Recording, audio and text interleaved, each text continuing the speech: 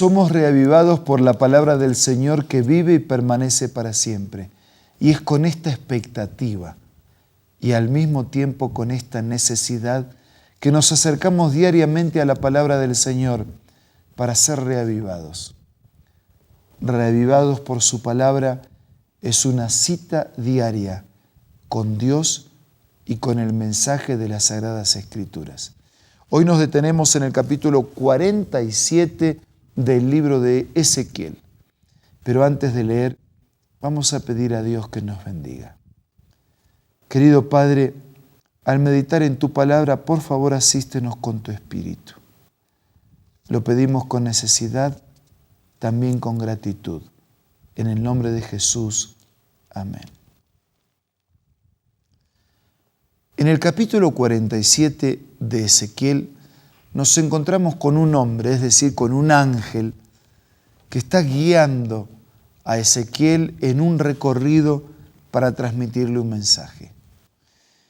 El hombre me trajo de vuelta a la entrada del templo y vi que brotaba agua por debajo del umbral en dirección al oriente, que es hacia donde da la fachada del templo. El agua corría por la parte baja del lado derecho del templo, al sur del altar. Un templo, un altar y algo así como un río. El agua corría por la parte baja del lado derecho del templo, al sur del altar. Y vi que las aguas fluían del lado sur.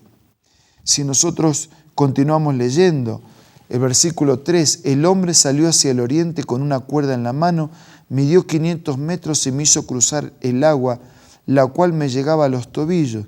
Después midió 500 metros, me hizo cruzar el agua que ahora me llegaba a las rodillas. Y así, después el agua le llegó a la cintura. Y después el agua ya se convirtió en un río que yo no podía cruzar, dice el versículo 5. Había crecido tanto que solo se podía cruzar a nado. En el versículo 6, ese ángel entonces le pregunta, ¿lo has visto, hijo de hombre? Enseguida me hizo volver a la orilla del río, y al llegar vi que en sus márgenes había muchos árboles. Y allí me dijo, estas aguas fluyen hacia la región oriental, descienden hasta el Arabá y van a dar al mar Muerto. Cuando desembocan en ese mar, las aguas se vuelven dulces. Por donde corra este río, todo ser viviente que en él se mueva vivirá. Habrá peces en abundancia, porque el agua de este río transformará el agua salada en agua dulce, y todo lo que se mueva en sus aguas vivirá. Versículo 10. Junto al río se detendrán los pescadores, desde Engadi hasta Eneglayín, porque allí habrá lugar para secar sus redes. Los peces serán tan variados y numerosos como en el mar Mediterráneo. Sus pantanos y marismas no tendrán agua dulce, sino que quedarán como salinas. Junto a las orillas del río crecerá toda clase de árboles frutales. Sus hojas no se marchitarán, siempre tendrán frutos. Cada mes darán frutos nuevos, porque el agua que los riega sale del templo. Sus frutos servirán de alimento y sus hojas serán medicinales. Un templo, un altar, un trono, un río. Y ese río que sale del trono, que sale del altar, hará que todo tenga vida. Habrá peces variados y numerosos. Habrá plantas, habrá flores, habrá frutos, habrá vida. Todo será abundante, todo será maravilloso. Aguas que las aguas de ese río, lo que toquen, lo hará valioso y lo hará vivo. Este vocabulario nos transporta a San Juan, capítulo 7, cuando dice que en el último día de la fiesta Jesús se paró y dijo, yo soy el agua viva. El que tenga sed, venga a mí y beba. Y de su interior correrán ríos de agua viva.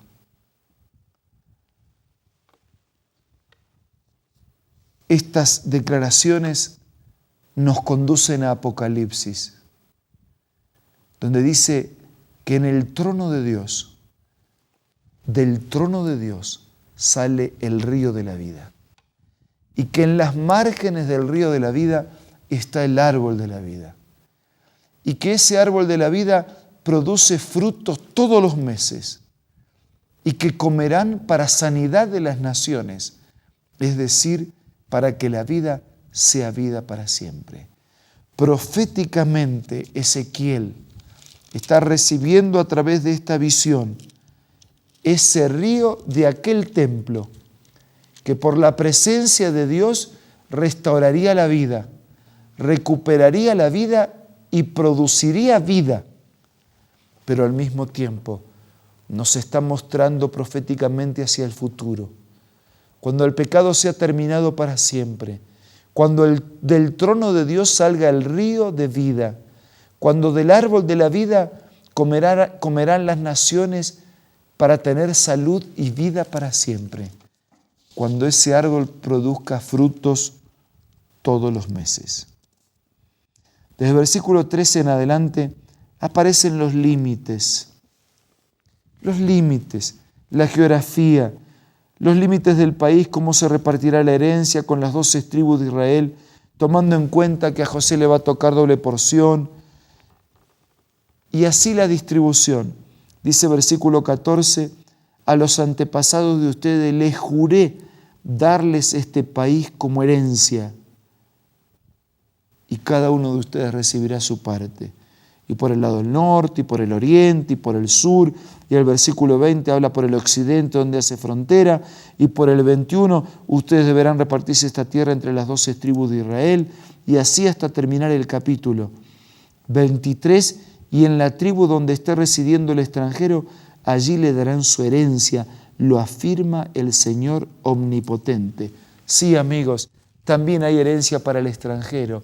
Es decir, para el que no era israelita. Es decir, para aquel que había nacido en otro lugar, para aquel que era pagano, pero que arrepentido y convertido aceptaba a Dios como su Dios. Y yo me detengo en ese juramento y en esa promesa de parte de Dios. Les juré darles este país como herencia.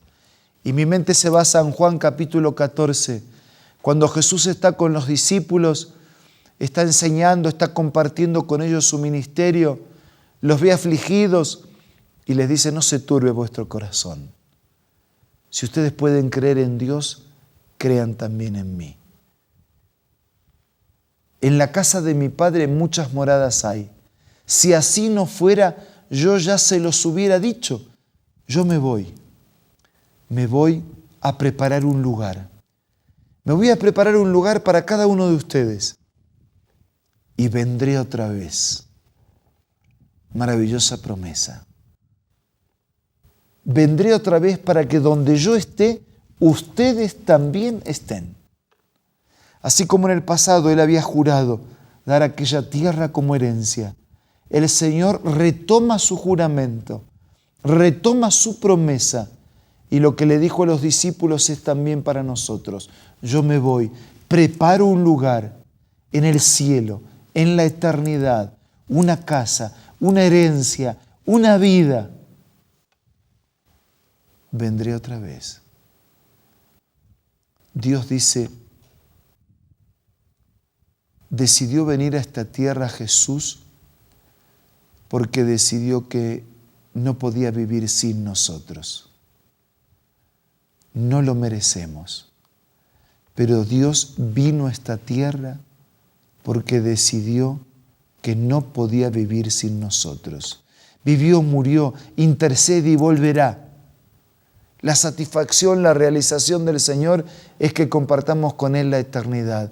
Hay una herencia de tierras, una herencia de cielos, una herencia de intelecto, una herencia de vida, una herencia eterna preparada por Dios para todos nosotros. Del trono de Dios sale un río de agua viva. Mientras ese día llegue, alimentémonos, refresquémonos del agua viva que proviene de la palabra de Dios.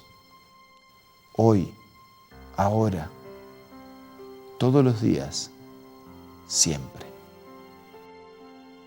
Ahora los invito a hablar con Dios a través de la oración.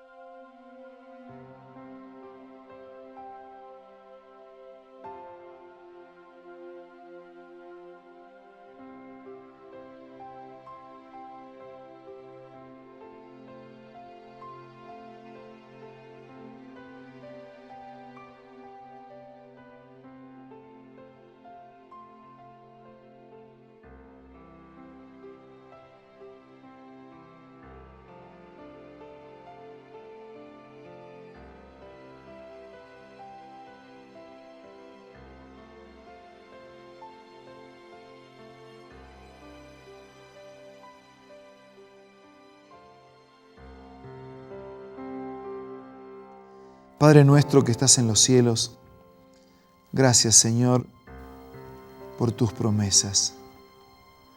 Gracias por ese río que te representa.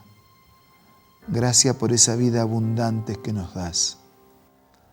Gracias porque hoy ya tu presencia hace diferencia en nuestra vida. Y porque pronto cuando regreses, la diferencia será definitiva y eterna. Por eso te pido que nos ayudes a tomar todos los días de la fuente inagotable de tu palabra. Bendice a nuestros amigos, bendice a nuestros hermanos y que la paz de tu presencia nos acompañe durante todo el día.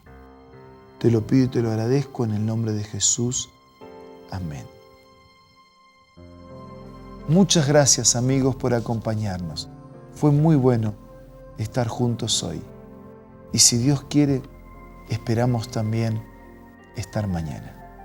Un abrazo para cada uno de ustedes. Dios los bendiga.